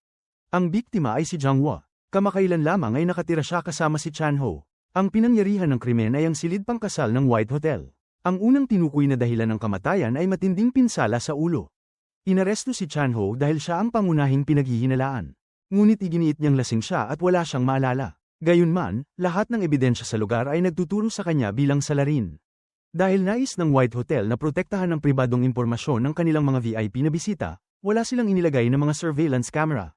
Nagpatuloy si Gomez sa investigasyon. Sinabi ni Chanho na matapos niyang matuklas ang tumakas si Janghwa mula sa kanilang bahay, ginamit niya ang lokasyon sa kanyang telepono upang matagpuan ito sa White Hotel. Ngunit nang magkita sila, determinado si Jung-hwa na makipaghiwalay. Kahit anong pakiusap at pagmamakaawa ni Chan-ho ay hindi nagbago ang isip ni Jung-hwa. Dahil sa labis na kalungkutan, uminom si Chan-ho ng kalahating bote ng banyagang alak at pagkatapos noon ay wala na siyang maalala. Gayunman, batay sa kakayahan niyang uminom, hindi sapat ang kalahating bote ng alak upang mawalan siya ng malay. Malaki ang posibilidad na may halong gamot ang alak. Patuloy pa ring nagsasagawa ng pagsusuri ang pulisya sa kanyang dugo. Nang makita ni Gama ang labis na pagdurusa ni Chan-ho, nagsimula siyang maniwalang wala itong kasalanan. Batay sa datos mula sa dashcam at lokasyon ng telepono ni Jung-hwa, natukoy nila ang schedule nito sa araw ng insidente. Umalis siya ng bahay bandang 2:00 ng hapon. Makalipas ang 30 minuto, dumating siya sa coffee shop ng kanyang matalik na kaibigan. Agad na nagtungo si Gama doon ngunit hindi niya natagpuan ang kaibigan ni Jung-hwa. Bandang 5:30 ng hapon, nagtungo ang biktima sa daungan. Pumunta rin doon si Hee-jae upang maghanap ng mga palatandaan ngunit wala siyang nakuhang resulta. Pagsapit ng 7:00 ng gabi, nagtungo ang biktima sa isang hotel sa labas ng lungsod. Dahil sa mga koneksyon ni Yang Jun, nakakuha siya ng mahalagang impormasyon. Ang credit card na ginamit sa pagbabayad ng silid ng hotel ay corporate card na nakarehistro sa kumpanyang tinatawag na SkyArt. Habang nagsisimula pa lamang silang magkaroon ng pahiwatig, biglang kumalat online ang isang artikulo na may pamagat na, ang nakamete na love triangle ng isang pamilyang mayamang tycoon. Ang mga pangunahing tauhan ay sina Chan-ho at Jung-hwa. Dahil dito, mas lalong naging masalimuot ang kaso. Sa simula, kung mapapatunayang hindi sinasadya ang pagkamatay, ayon sa batas ng Korea, maaari lamang hatulan si Chan-ho ng 6 hanggang 12 buwan sa kulungan. Ngunit dahil sa balita tungkol sa 3 taong nasangkot sa pag-iibigan, tiyak na iisipin ng publiko na ito ay isang planadong pagpatay. Iyon ang layunin ng utak sa likod ng lahat ng ito. Kinagabihan, nakipagkita si Kevin kay Ji-yoon. Target din ni Kevin ang isang group. Nais niyang bumagsak ang presyo ng mga stock nito. Inilabas niya ang isang set ng mga dokumentong maaaring sum-ire sa ama ni Hee-jae. Hiningi niyang ibigay yon ni Ji-yoon sa Paiskal ngunit tumanggi ito. Ginawa ni Kevin yun hindi lamang upang subukin si Ji-yoon kundi upang malaman din ang tunay na ugnayan nila ni Hee-jae. Ngunit hindi ayon sa inaasahan ang resulta. Kinagabihan ding yun, lumabas ang mga dokumento sa mesa ng Paiskal. Habang dinadala ni Hee-jae ang mga damit para sa kanyang ama, nasaksihan niya ang isang nakagigimbal na pangyayari. Biglang nabangga ng sasakyan ang kanyang ama. Parang tumigil ang buong mundo. Nanghina ang mga tuhod ni Hee-jae. Nanatili siyang nakatulala habang nakikitang walang malay ang ama sa kalsada. Hindi niya maunawaan kung bakit pinili ng kanyang ama ang ganoong paraan. Lumabas kasi na kinabukasan ng umaga, inanunsyo ang nakagugulat na balita. Inakusahan ng ama ni Hee-jae ng pakikipagsabwatan sa isang group. Inabuso umano niya ang kanyang kapangyarihan at pinigilan ang patas na paglilitis. Agad na nagdaos ng press conference ang mga awtoridad at naglabas ng warrant of arrest laban sa kanya. Ang taong nasa likod ng lahat ng ito ay walang iba kundi si Chairman Song. Dahil tumutol ang ama ni Hee-jae sa pagbabago ng batas sa pamana, sinira ni Chairman Song ang kanyang reputasyon at pinabagsak ang halaga ng mga stock ng isang group. Isang tusong galaw yun. Ginamit ng gusto ni Chairman Song ang sitwasyon ng ama ni Hee-jae. Hindi matanggap ni Hee-jae ang mapait na katotohanan. Dahil sa puso niya, si Chairman Song ay isang taong iginagalang. Nagpunta si Hee-jae kay Prosecutor Lee upang subukang baguhin ang sitwasyon. Ngunit nagbago na ang lahat. Ang dating talunan ay siya nang may hawak ng kapalaran ni Hee-jae. Ipinahayag ni Prosecutor Lee na noong judge pa sa Korte Suprema ang ama ni Hee-jae, madalas nitong paboran ng isang group. Pinipilit din umano nito ang mga judge sa mababang antas na sumunod sa kanyang desisyon. Madalas din umano siyang makipagkita sa chairman bago maglabas ng desisyon sa apela. Kung totoo ang mga ito, tiniyak ni Prosecutor Lee na iimbestigahan niya ng husto. Nabigo si Hee-jae na baguhin ang takbo ng mga pangyayari. Sa ospital, dinalaw ni Ji-yoon si Hee-jae. Lubos siyang pinanghinaan ng loob kaya pinilit siyang pasiglahin ni Ji-yoon. Naalala ni Hee-jae na bago ang aksidente, tumawag ang kanyang ama kay Chairman Song. Hindi mahirap hulaan na may kaugnayan dito si Chairman Song. Ngunit ayaw pa ring paniwalaan ni Hee-jae. Pinayuhan siya ni Ji-yoon na magpakalma at pag-isipang mabuti ang lahat. Tulad ng dati, kung sino man ang tunay na nakakaunawa kay Chairman Song, yon ay si Hee-jae. Tanging siya lamang ang makakagawa ng pinakamakatotohanang paghatol. Sa galit, bumalik si Hee-jae sa SK. Dumiretso siya sa opisina ni Chairman Song at sinabi na dahil tumutol ang kanyang ama sa pagbabago ng batas sa buwis sa pamana, gusto niyang akuin ni Chairman Song ang responsibilidad sa pagtatanggol dito. Ngunit mariin itong tumanggi. Hindi raw makikialam ang SK sa usaping iyon. Hindi inaasahan ni Hee-jae ang ganoong kalamag na tugon. Hindi naman binaygo ni Ji-yoon si Hee-jae. Agad siyang nakahanap ng bakas. Nakakuha si Jun-ho ng ulat mula sa pulisya. Lumabas na ang alak ni Chan-ho ay may halong pampatulog. Kumpirmado rin ni Chanho na pagdating niya sa hotel ay nakahanda na ang alak. Nakumpirma rin ni na Jiuma at Junho na labis na kinamumuhian ni Junhwa ang anumang uri ng gamot kaya imposibleng siya mismo ang gumamit nito. Ibinunyag din ni Junho na sila ni Junhwa ay laging nag-uusap gamit ang ekstrang telepono, ngunit ngayon ay nawawala na yun at hindi pa alam kung saan nanggaling ang gamot.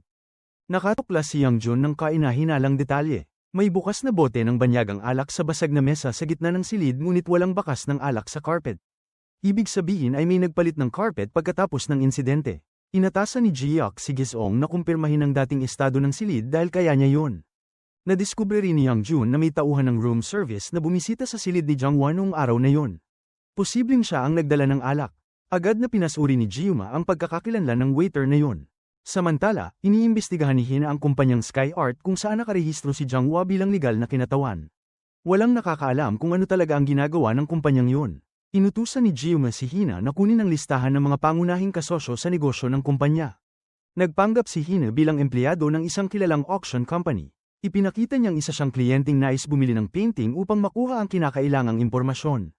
Isa yung planadong bitag. Lahat ng ebidensya ay nagpapakitang hindi simpleng kaso ang ito. Tila may taong nagplano na palabasin si Chanho ang pumatay kay Junhwa. Mula sa pagpapalit ng carpet hanggang sa agarang paglabas ng mga reporter matapos maaresto si Chanho, malinaw na may mga bakas ng panlilinlang. Sa araw na yon, nakipagkita si Chairman Song kay Prosecutor Lee upang mag-usap. Ngunit pag-angat ng kanyang paningin, nakita niyang nakaupo sa tapat niya si Jiuma. Nandoon si Jiuma hindi lamang upang makipag-usap kundi upang subukin din ang kanyang magiging reaksyon. Sinabi ni Pangulong Song na maraming kaina-hinalang punto sa kaso ni Chanho kaya mataas ang posibilidad na hindi siya ang pumatay. Ngunit pagkatapos ay sinabi ni Pangulong Song kay Jiuma na mabilis na tapusin ang kaso at na minsan ang pag-amin ang pinakamabilis na paraan upang maresolba ang problema. Siyempre, hindi sumang-ayon si Jiuma. Mahinahong sinabi ni Jiuma na balak din niyang masusing imbestigahan si Junhwa. Ang mga salita ni Jiuma ay bahagyang nagpagulo sa isipan ni Pangulong Song. Sa daan pauwi, agad na tumawag si Chairman Song kay Seokgo at inutusan siyang makipag-ugnayan sa Bar Association upang magsampa ng reklamo. Hindi nagtagal, nakatanggap ng tawag si Jiuma mula sa kanyang katulong na nagsabing naglabas ng abiso ang Bar Association na ipatawag siya at si Hee-jae sa isang disciplinary meeting. Ang dahilan ay palihim silang nagpalitan ng impormasyon sa isa't isa noong kaso ng diborsyo ni Chanho. Itinuturing na labag sa propesyonal na etika ang nasabing gawain. Kasabay nito, pinalitan din ang opisyal na abogado ni Chanho. Si Gio ang naging tagapangasiwa. Tinanggal sina Hee-jae at Jiuma mula sa kaso. Sa katunayan, natanggal sila sa kumpanya. Ngunit kailangan pa ring imbestigahan ang kaso. Dinalhan ni Jiuma ng pagkain si Hee-jae at ibinalita ang dalawang masamang balita. Ang una ay naipasa na ang kaso ni Chanho kay Gio at wala na silang pahintulot na lumahok sa kaso. Sa puntong yun, siguradong si Chairman Song ang nasa likod ng lahat. Ang ikalawa ay gaganapin na ng Bar Association ang disciplinary hearing laban sa kanila. Huminga ng malalim si Jiuma at inisip na tiyak na tatanungin sila tungkol sa kanilang relasyon. Hindi na kinaya ni Hee-jae ang hirap ng kalooban kaya nagpasya siyang magsabi ng totoo. Nakita ni Jiuma ang nanginginig na kamay ni Hee-jae kaya kusa niya itong hinawakan upang palihim na bigyan ng ginhawa. Sa disciplinary meeting, itinanggi ng dalawa ang pagpapalitan ng impormasyon ngunit hayagan nilang inamin ang kanilang nakaraang relasyon. Kung walang magbabago, makakalusot sila sa investigasyon. Pagkatapos ng pulong, agad na nagtungo si Seokgo upang makipagkita sa ilang tao at hiniling na mahigpit na aksyonan sina Hee-jae at Jiuma. Binigyang diin niya na kagustuhan ito ni Chairman Song. May koneksyon si Chairman Song sa Pangulo kaya hindi maaaring ipagsawalang bahala ang kanyang posisyon. Hindi naglakas loob na tumanggi sa kahilingan ng mga tao mula sa Bar Association. Sa mga sandaling yon, opisyal nang kinuha ni Jihyuk ang kaso ni Chanho at iniharap ito bilang kaso ng pagpatay dahil sa kalasingan. Ito rin ang gusto ni Chairman Song. Ngunit dumating si Jiuma at batay sa impormasyong ibinigay ni Junho, natukoy niyang ang oras ng kamatayan ni Junho ay pagitan ng alas 8:40 ng gabi at alas 9:40 ng gabi. Gayunpaman, alas 10:12 ng gabi nang may magbukas at magsara ng location software sa kanyang telepono. Sa oras na yon, maimposible para kay Junho na buhay pa o para kay Chanho nagising upang magamit ang telepono. Ibig sabihin, may pangatlong tao at ito rin ang dahilan kung bakit nawala ang ekstrang telepono. Ngunit sa puntong yon, nakatanggap ang lahat ng mensahe na sina Jiuma at Hee-jae ay pinaalis ng SK. Ang dahilan ay lumabag sila sa propesyonal na etika at nakasira sa reputasyon ng kumpanya. Pagkatapos nito, nagtungo sina Jiuma at Hee-jae sa bar upang uminom. Dinala ni Hyun na at Youngjun ang bagong balita na isa sa mga kasosyo sa negosyo ng Sky Arts ay ang White Hotel. Ang pinakamalaking shareholder ng hotel na ito ay si Pangulong Su. Natagpuan na nila ang taong konektado kina Junho, Hee-jae, at Jiuma. Pinuntahan nila ang dating law office kung saan dati siyang nagtrabaho at handa silang tulungan ang isa't isa. Opisyal na sumali si Hee-jae sa lugar na yun. Kinaumagahan, voluntaryo ring sumali sina Youngjun at Gi-sung. Dumating agad ang unang araw ng paglilitis ni Chanho. Pinangunahan ni Ji-hyuk at Hee-jae ang grupo patungo sa korte. Medyo nag-alala si Ji-hyuk nang makita sila dahil hindi niya alam ang kanilang layunin. Ipinresenta ni Ji-hyuk ang argumentong lasing si Chanho at nagdulot ng pagkamatay. Bilang resulta, sinintensyahan si Chanho ng 8 taon sa bilangguan. Pagkatapos ng paglilitis, nilapitan ni Ji-hyuk si Chanho at nalaman niyang ang SK ang mamamahala sa apela. Namula ang mata ni Chanho nang makita si Ji-hyuk at tila siya na ang huling pag-asa niya. Ngumiti si Ji-hyuk at nagtanong kung nais niyang kunin sila bilang mga abogado sa depensa. Agad siyang pumayag si Chanho at nalito si Ji-hyuk sa nangyayari. Matapos magtagumpay ang kasunduan, magkasamang lumabas ng korte ang grupo na may kumpiyansa. Nakahanda na silang maghanap ng ebidensya upang aipakulong ang tunay na salarin. Nagkunwaring magkasintahan sina Hee-jae at Ji-hyuk at tumungo sa hotel upang suriin ang lugar ng krimen. Ang unang problema ay kung paano nila marerentahan ang kwartong pinangyarihan ng krimen. Sinadya ni Hee-jae na sabihin na sobrang mapili si Ji-hyuk at labis na mahilig sa kalinisan kaya kalaunan ay nagreklamo sila sa hotel. Sa wakas, matagumpay nilang nakuha ang kwarto. Agad nilang muling isinalarawan ang krimen. Kung talagang ginamit ni Chanho ang kanyang kamay upang itulak ang ulo ni Jang-hwa sa mesa, tiyak na masasugatan ang kanyang kamay. Ngunit sa katotohanan, dugo lamang ang nasa daliri ni Chanho at walang sugat. Ang pangalawang kainahinalang punto ay natapon ng alak ngunit walang bakas sa carpet ng pinangyarihan. Ibig sabihin, hindi yun ang orihinal na carpet. Kailangang 2 tao upang mailipat ang bangkay kasabay ng makapal na carpet na puno ng dugo. Bukod pa rito, dapat may isa pang kwarto na kahawig ng orihinal. Katapat ng kwartong yun ay ang espesyal na kwarto ng anak ng pangulo ng hotel. Ito ang lugar na tumutugma sa lahat ng nabanggit na kondisyon. Kaagad nagsimulang maghanap ng palatandaan si Ji-hyuk. Mula sa maruming tasa ng alak hanggang sa payak na dekorasyon ng kwarto, lahat ay kainahinala. Sinadya niyang magkalat upang humiling ng pagpapalit ng kwarto. Hindi pumayag ang manager ng hotel ngunit mabilis na nakipag-usap si Hee-jae. Tiniyak niyang 2 oras lang silang mananatili at pagkatapos ay aalis na sila at nag-alok siya ng 2 VIP ticket. Tiningnan ng manager si Ji-hyuk nang may inis kaya inis din siya ngunit sobrang kaakit-akit ng VIP ticket kaya sa huli ay pumayag ito. Napaka-natural ng kanilang pag-arte bilang magkasintahan kaya walang nakapaghinala. Matagumpay nilang napasok ang kwarto ng anak ng Pangulo. Ang istruktura at kasangkapan sa loob ay kapareho ng pinangyarihan ng krimen ngunit bago ang carpet at hindi pa natatanggal ang etiketa. Doon na nagtanong si Ji-hyuk kung may kaugnayan si Pangulong Son kay Jang-hwa. May transaksyon sa negosyo ang Sky Art Company ni Jang-hwa sa White Hotel ni Pangulong Son. Nakapagtataka sapagkat mula lobby hanggang hallway ay walang kahit isang painting. Posibleng hindi nagbebenta ng painting si Jang-hwa kundi namamahala ng art collection ni Pangulong Son. Upang maresolba ang palaisipan, nagkunwari sina Ji-hyuk at Hee-jae na nawala ang kanilang singsing sa engagement at hiniling sa housekeeping na linisin ang buong kwarto. Maaaring ito ang susi para muling buksan ang kaso. Napakaraming tao ang pumapasok at lumalabas sa kwartong yun kaya mahirap hindi maghinala. Wala nang ibang paraan kundi dalhin sila ng manager sa silid ng surveillance ngunit may camera lamang sa hallway. Ang video ng surveillance ay ipinapadala sa security company kada 24 na oras. Matapos makumpleto ang misyon, payapa silang umalis. Nagpunta si Youngjun sa security company at nalaman na dinala na ng pulis ang video. Ilang araw bago yun, nagbitiw siya at lumipat ng lugar. Samantala, nakakita si Ji-hyuk ng kainahinalang sasakyan mula sa surveillance camera ng parking lot ng hotel. Natagpuan ng kanyang katulong ang sasakyan. Ito ay sa asawa ni Pangulong Son na 15 taon nang nasa coma. Ang palatandaang ito ay mula mismo kay Pangulong Kim. Kung ipagpapalagay na si President Son ang pumatay, ang una niyang tatawagan ay walang iba kundi si President Son mismo. Nakuna ng kamera ang imahe ng kotse ng kanyang asawa na lumitaw sa White Hotel sa araw ng pagpatay kay Despor. Pinatunayan nitong may kinalaman si President Son sa kaso. Habang sinasagot ni Ji-hyuk ang tawag at binubuksan ang pinto, bigla niyang napansin ang kumikislap na liwanag mula sa talam ng kutsilyo. Nakalock ang pinto, may biglang sumugod mula sa dilim upang siya ay atakihin. Mabilis na hinawakan ni Ji-hyuk ang talam ng kutsilyo gamit ang kanyang kamay. Sa kabilang linya, walang marinig si Hee-jae. Balisan niyang inutusan ng driver na bilisan ang takbo. Nagpambuno si Ji-hyuk at ang salarin. Unti-unting lumalapit ang talam ng kutsilyo sa kanya. Nang halos mawala na siya ng lakas, biglang lumitaw ang kanyang amang ampon sa hagdan. Nawala ang pagbabantay ng salarin. Sinamantala ni Ji-hyuk ang pagkakataon at hinila ang sombrero ng salarin, kaya nakita niya ng malinaw ang mukha nito. Nagpanik ang salarin at muling inatake si Ji-hyuk. Bumagsak si Ji-hyuk at wala ng lakas upang lumaban. Mabilis na hamarang ang kanyang amang ampon ngunit hindi nagdalawang isip ang salarin at sinaksak siya.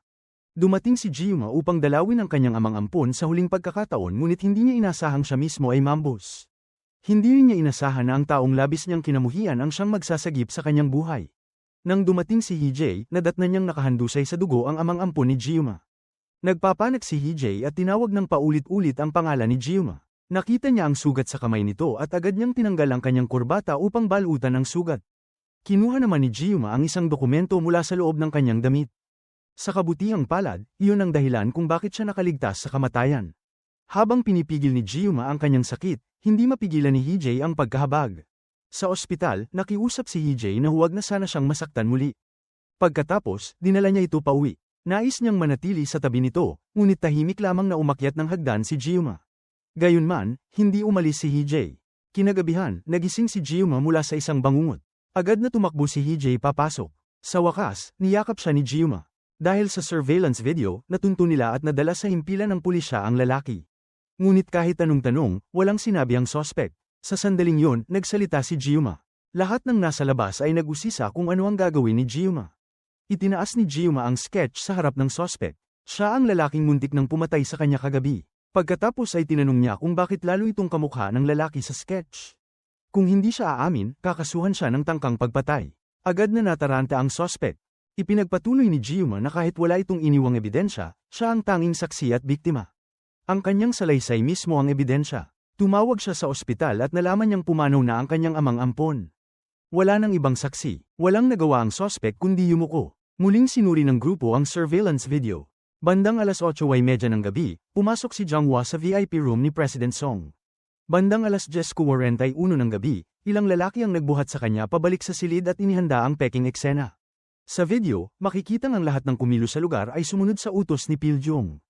Siya rin ang kumuha ng ekstrang telepono ni Jang-hwa. Ngunit batay sa video lamang, mahirap siyang arestuhin. Gayunpaman, lahat ng kasalukuyang ebidensya ay nagtuturo kay President Song bilang utak ng lahat. Si Pil-jung ang siyang nagsagawa ng lahat ng utos nito. Ang pinakamahalaga, pinatunayan ng video na walang kasalanan si Chan-ho. Sa puntong yun, napagtanto rin ni Jiuma na ang taong sumaksak sa kanya noong gabing yun ay tauhan ni Pil-jung. Pinatotohanan nitong gusto siyang ipapatay ni Pil-jung. Sa parehong oras, may bagong balita si Gi-sung. Natagpuan niya ang kasambahay na nag-resign sa araw ng pagpatay. Kinumirma ng taong ito na si Jang-hwa mismo ang nagdala ng alak at mga pampatulog sa silid. Mahalaga ang araw na yon. Dumalo si Jiuma sa pagpupulong ng mga shareholder upang harangin si Pil-jung. Si Hee-jae naman ang namuno sa apela ni Chan-ho. Sa araw na ito, alinman kay Pil-jung ang tuluyang mabibigo o ang law firm ang madi-dissolve. Nasa rurok si Pil-jung ng kanyang karera. Ngunit sa sandaling yon, lumitaw ang taong pinakaayaw niyang makita. Ngumiti ng mapanlait si Pil-jung at sinabing malayo pa raw sa pagiging perpekto si Jiuma. Wala raw halaga kung inosente man o hindi si Chan-ho dahil wala na itong silbi sa kanya. Ngunit may inihandang malaking sorpresa si Jiuma. Pinatak niya ang kanyang mga daliri at biglang pumasok ang mga taga-paiskal. Hindi maunawaan ni Pil-jung kung ano ang nangyayari. Kalaunan, inaresto si Pil-jung dahil sa pagtatago ng bangkay ni Jang-hwa at pagsira ng mga ebidensya. Nagulat ang buong bulwagan sa eksenang kanilang nasaksihan. Paglabas ni Jiuma mula sa pagpupulong, nasalubong niya si Kevin. Napangiti ito at sinabing isang mahusay na palabas yun. Tila hindi raw kasing linas si Jiuma gaya ng ipinapakita niya. Ngunit anuman ang mangyari, si Jiuma ay isang taong hindi kailanman makukuha ni Kevin. Samantala, maayos na tumatakbo ang paglilitis na pinamumunuan ni Hee-jae. Ipinakita sa korte ang video na kuha sa pasilyo ng White Hotel. Dito ay malinaw na nakitang lumabas si Jang-hwa mula sa silid ni Chan-ho ng mag-isa. Ngunit pagkatapos ay ibinalik ang bangkay niya sa kwarto ni Chan-ho. Inalis pa nila ang carpet upang lumikha ng peking eksena. Lumabas sa pagsusuri na may sleeping pills sa katawan ni Chan-ho. Ang mga tableta ay kinuha mismo ni Jang-hwa mula sa staff ng room service. Hinaluan ng droga ang alak at nainom ito ni Chan-ho nang hindi niya alam. Ito ang dahilan kung bakit siya natulog ng mahimbing. Ang mga mantsa ng dugo sa kanyang katawan ay mula sa pagtatangkang suriin ang kalagayan ni Jang-hwa. Sa huli, idineklarang inosente si Chan-ho. Nanaig sa labang ito sina Jiuma at Hee-jae. Subalit mayroon pa silang huling gawain ang mapasabi ng buong katotohanan si Pil-jung. Sa oras na yon, parehong dinala sa istasyon ng pulisya sina Pil-jung at Chairman Song. Binigyan lamang si Jiuma ng 30 minuto upang magtanong dahil paparating ang legal team ng SK. Pinili ni Jiuma na harapin si Pil-jung. Ipinakita niya ang mga larawan mula sa surveillance camera ngunit kalmado lang itong itinanggi ang lahat. Sobrang tahimik at matatag na parang nakakatakot. Gayunpaman, ang mga sumunod na salita ni Jiuma ay nagpabago sa kanyang anyo. Ang tunay na sanhi ng pagkamatay ni Jiang Hua ay hindi ang pinsala sa ulo. Nakasaad sa ulat ng autopsy ang pinsala sa litid ng labi at mucosa sa pisngi. Ang mga pinsalang ito ay lumilitaw lamang kapag mahigpit na tinakpan ng bibig at ilong ng isang tao.